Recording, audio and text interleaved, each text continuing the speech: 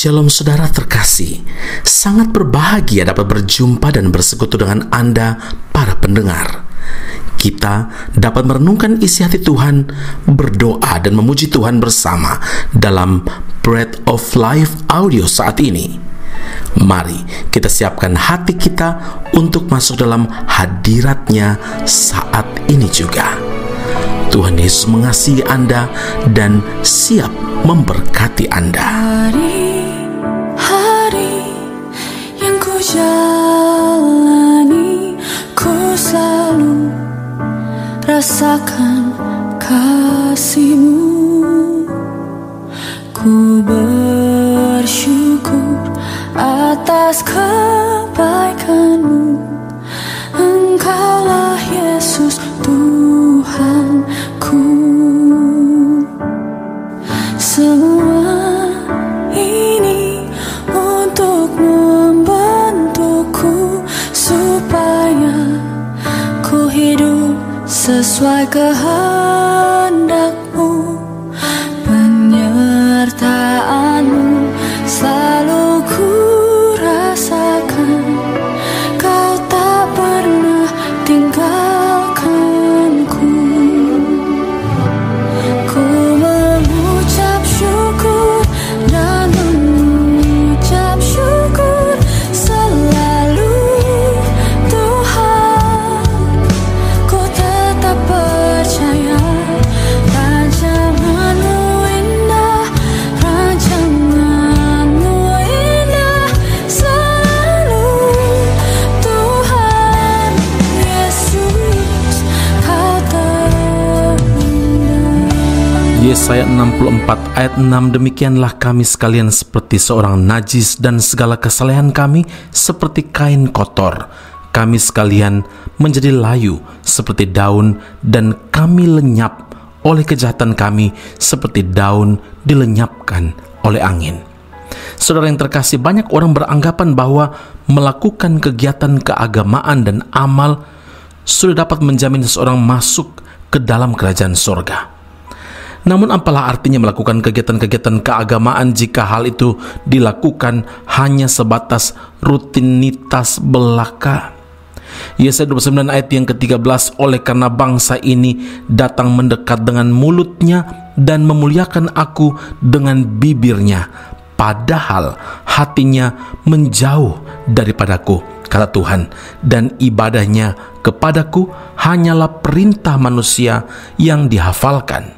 Apalagi bila ibadah yang dilakukan bertujuan mencari pujian dan hormat dari manusia seperti yang dilakukan oleh ahli Taurat dan orang-orang Farisi. Matius 23 ayat 5 hingga ayat yang ke-7, semua pekerjaan yang mereka lakukan hanya dimaksud supaya dilihat orang. Mereka memakai tali sembayang yang lebar dan jubah yang panjang. Mereka suka duduk di tempat terhormat dalam perjamuan dan di tempat terdepan di rumah ibadat. Mereka suka menerima penghormatan di pasar dan suka dipanggil rabi. Begitu pula dengan amal atau perbuatan baik yang dilakukan dengan suatu maksud atau demi pencitraan semata tidak akan berarti apa-apa di hadapan Tuhan, saudaraku. Tuhan melihat hati seseorang lebih dari perbuatan yang terlihat secara kasat mata.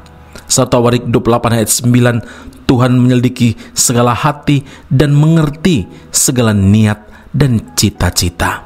Oleh sebab itu, beribadahlah kepada Tuhan dengan tulus ikhlas dan dengan rela hati, dan milikilah motivasi yang benar saat melakukan perbuatan baik. Jika tidak, hal itu adalah suatu kejahatan di hadapan Tuhan, saudara. Ibadah dan amal yang tidak benar di mata Tuhan ibarat kain yang kotor.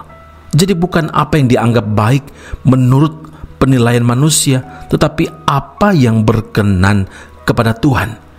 Ibadah yang benar adalah ibadah yang disertai dengan ketaatan, melakukan kehendak Tuhan dan hubungan yang erat dengan Tuhan. Ingatlah bahwa kita ini diselamatkan bukan karena perbuatan baik kita. Efesus 2 ayat 9 itu bukan hasil pekerjaanmu.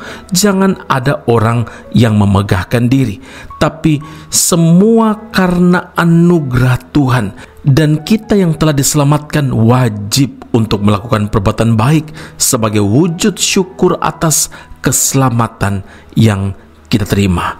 Ingat, bukan karena kita baik, kita dibenarkan Allah dan dilayakkan oleh Tuhan karena karya Tuhan Yesus bagi kita.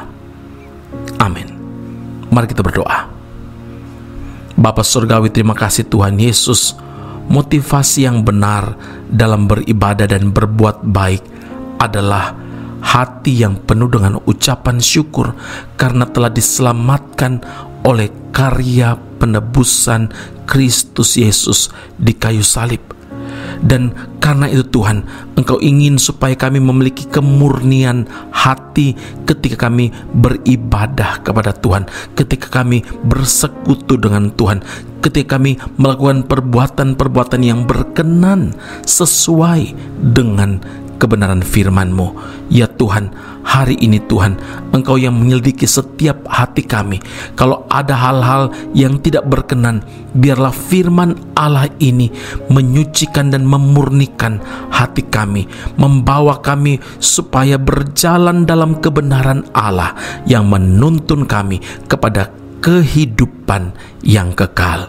Terima kasih Bapa di sorga, meteraikanlah firman-Mu dalam kehidupan kami, dan biarlah firman ini berbuah bagi kemuliaan nama Tuhan. Dalam Kristus Yesus Tuhan dan Juru Selamat kami berdoa dan mengucap syukur kepada Bapa di sorga. Haleluya. Amin. Tuhan Yesus memberkati Anda. Sampai jumpa. Keep on growing and never give up.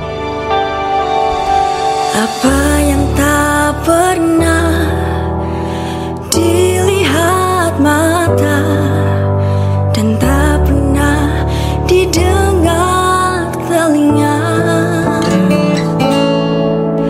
dan yang tak pernah timbul di dalam hati, semua Kau sediakan bagiku.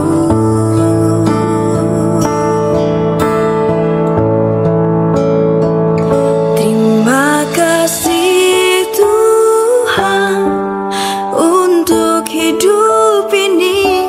Aku ada semua karena kasih-Mu. Ku bersyukur Tuhan, selalu bersyukur untuk semua kebaikan-Mu.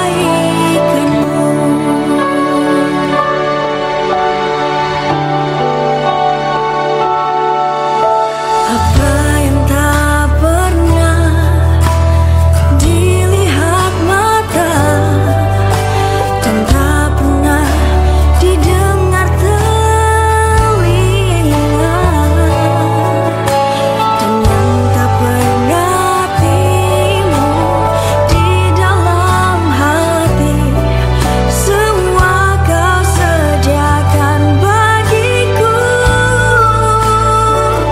Terima kasih Tuhan untuk hidup ini. Aku ada semua karena kasih-Mu. Ku bersyukur Tuhan, selalu bersyukur untuk semua kebaikan-Mu.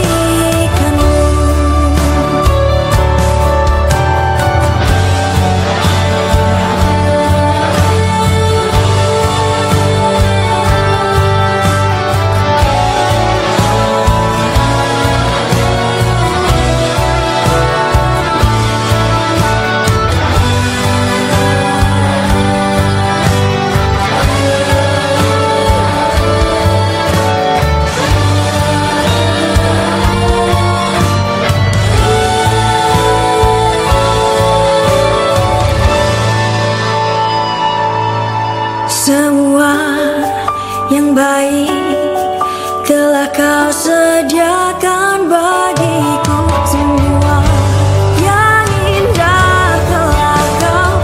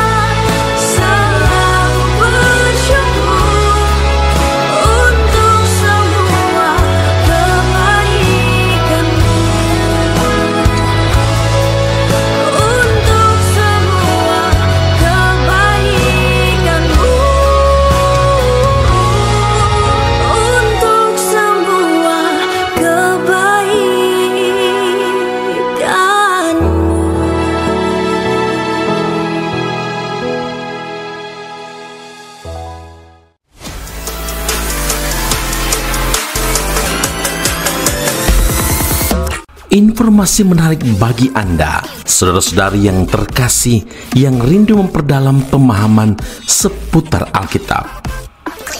Ezra Soru Bible Class atau ESBC membuka kelas khusus, yakni pengenalan Perjanjian Lama. Dalam kelas ini, Anda akan diajak untuk mempelajari lebih dalam berbagai hal seputar kitab-kitab dalam Perjanjian Lama, mulai dari kitab Kejadian hingga kitab Maleakhi dengan pengajar Pendeta Ezra Soru. Kelas akan dilaksanakan secara online dengan menggunakan aplikasi Zoom setiap hari Rabu malam pada pukul 7 malam waktu Indonesia Barat atau pukul 8 waktu Malaysia. Bagi Anda yang berminat, sila hubungi +60 17 7923 798.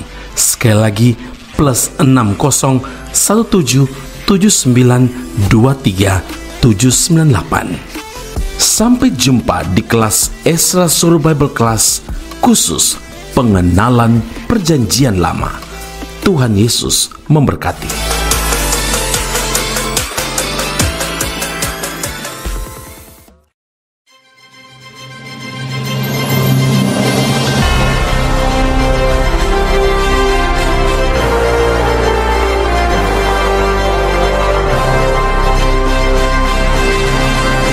Ezra Soru Bible Class Malaysia dan Indonesia segera dibuka. Subjek atau mata kuliah yang akan diterima: Doktrin Allah, Hermeneutika, Kristologi, Pneumatologi, Homiletika, Eskatologi, Bibliologi. Kelas akan dilakukan secara online dengan menggunakan aplikasi Zoom. Untuk informasi lebih lanjut dan pendaftaran, sila hubungi 017 7923 798. Sekali lagi 017 7923 798. Jangan lewatkan kesempatan ini. Tuhan Yesus memberkati Anda.